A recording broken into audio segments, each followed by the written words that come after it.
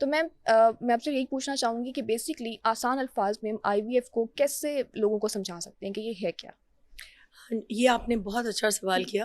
पहले तो मैं माजरत खा हूँ, रात तक गला बिल्कुल ठीक था, सुबह को कोई वायरस मेरे गले में चला गया है, बट आई विल मैनेज कि मैं आपको बात नहीं, समझा सकूं। It's okay and thank you so much, आप इस कंडीशन में भी हमारे पास हाँ, एस्टिंग thank you for calling me over.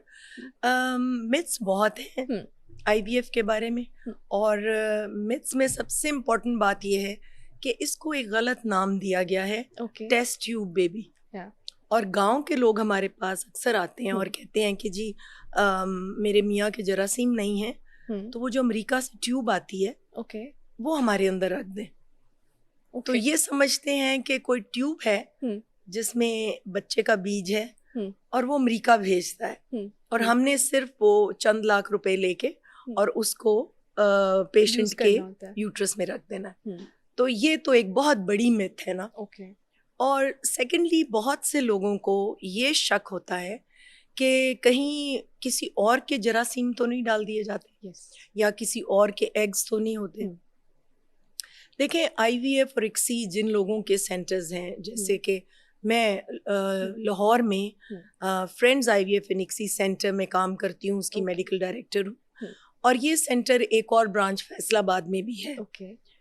तो ये तो हमारा ब्रेड एंड बटर है ना।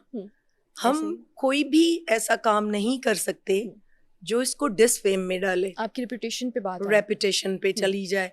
और फिर एज अ मुस्लिम हमें तो फिर अकाउंटेबल भी होना पड़ेगा अल्लाह सुब्हान तआला के सामने। तो इसलिए चांस ऐसा नहीं है। और फिर कुछ मुल्कों में ये होता है, जैसे इंडिया में और यूरोप, अमेरिका, इस तरह डोनर स्पर्म्स और डोनर एग्स होते हैं, लेकिन इस्लाम हमें इजाजत नहीं देता डोनर एग और डोनर स्पर्म की। जी, इजीली अगर एक आम इंसान को समझाना हो कि आईवीएफ है क्या, ताकि जो उनकी जो मिथ्स हैं, जो भी उनके जहन में मिसकंसेप्शंस हैं, वो निकल जाए कि आईवीएफ क्या होती है और कैसे करते हैं। बिल्कुल। अब ये तो सभी को पता होगा कि बच्ची में एग्स होते हैं और लड़के में स्पर्म्स होते हैं। तो अगर 20 मिलियन से स्पर्म काउंट कम है या 15 से भी कम है, तो नॉर्मल प्रेगनेंसी का चांस जो है वो बहुत कम होता है।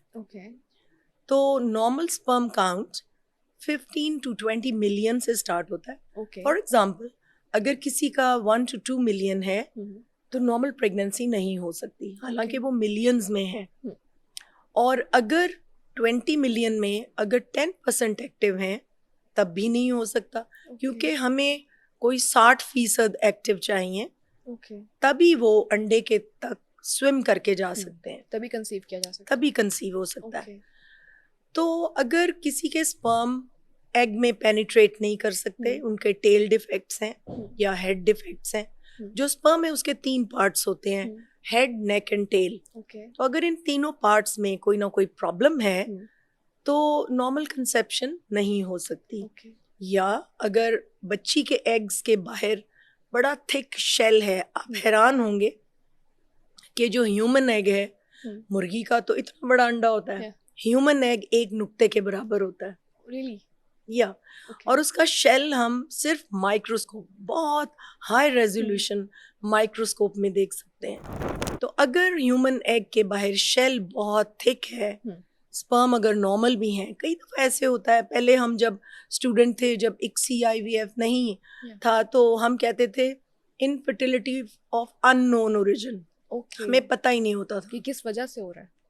अब जब माइक्रोस्कोपिकली उनको देखा तो हमें पता लगा कि मेल के स्पर्म ठीक हैं, लेकिन वो इतना थिक जोना है, इतना थिक शेल है कि वो नॉर्मल स्पर्म भी उसमें पेनिट्रेट नहीं कर रहे।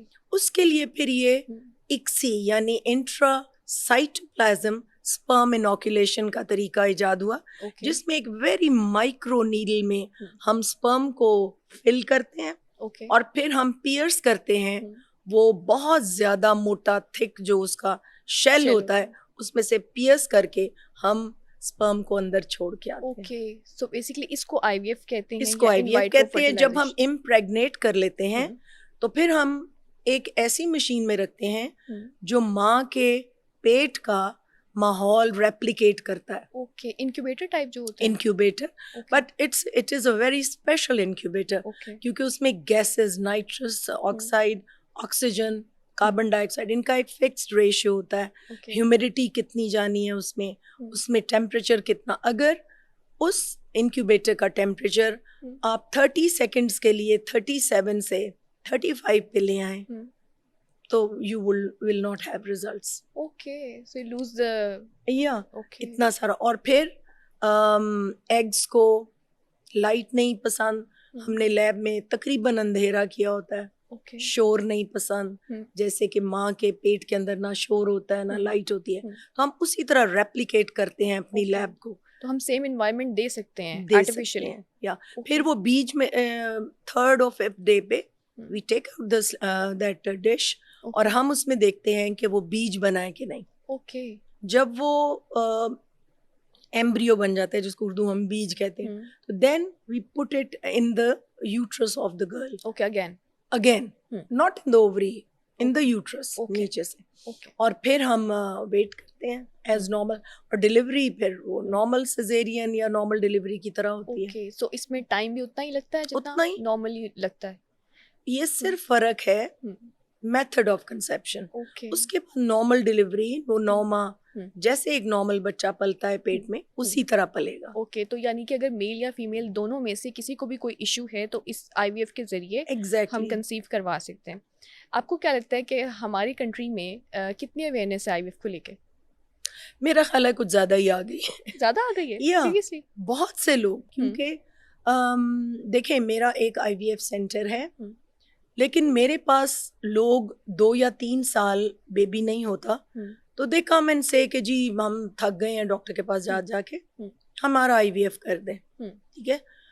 तो मैं एक्सप्लोर करती हूँ अदर पॉसिबिलिटीज. मुझे कोई भी और पॉसिबिलिटी नजर आती है, जैसे if the tubes are blocked मैं उनको खोल देती हूँ. अगर ओवरी पे एक थिक लेयर चढ़ी हुई है हम उसका इलाज करते हैं. हार्मोनल इम्बैलेंस को ठीक करते हैं. स्पर्म काउंट अगर कम है, लेकिन इतना है कि IUI हो सकता है. IUI एक सस्ता तरीका भी है और वो नॉन इन्वेजिव भी है. वो क्या होता है? वो ये होता है कि अगर 20 मिलियन काउंट है और एक्टिव जो हैं वो 60 नहीं हैं, वो लाइक 20 हैं, 25% हैं, तो हम मुख्तलिफ ट्यूब्स लगाते हैं. और उसके अंदर हम सैंपल उसका सबसे नीचे डालते हैं. ऊपर एक स्पेशल फ्लूइड होता है. तो वो जो एक्टिव स्पर्म्स हैं वो स्विम करके ऊपर आ जाते हैं. So we aspirate the upper part, filter out कर लेते हैं आप एक्टिव वाले. अपर पार्ट को हम लेके सेंट्रीफ्यूज कर लेते हैं. तो वो एक्टिव स्पर्म्स नीचे बैठ जाते हैं. So we get about 5 to 6 drops of the fluid which contains the best sperms in that sample.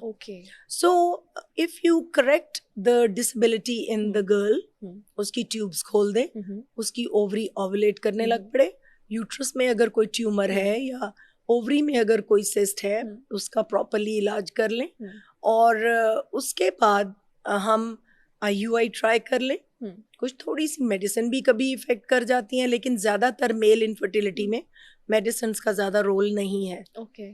तो इस तरह करके हम आखिरी अपॉर्चुनिटी अदर देन IVF हम एक्सप्लोर करते हैं. तो मेरे ख्याल में ये जो सोशल मीडिया से और कुछ सेंटर्स भी दे डोंट एक्सप्लोर, वो करेक्टिव सर्जरी नहीं करेंगे और कुछ नहीं, सीधा उनको IVF का मशवरा देंगे, which I think is not ethical.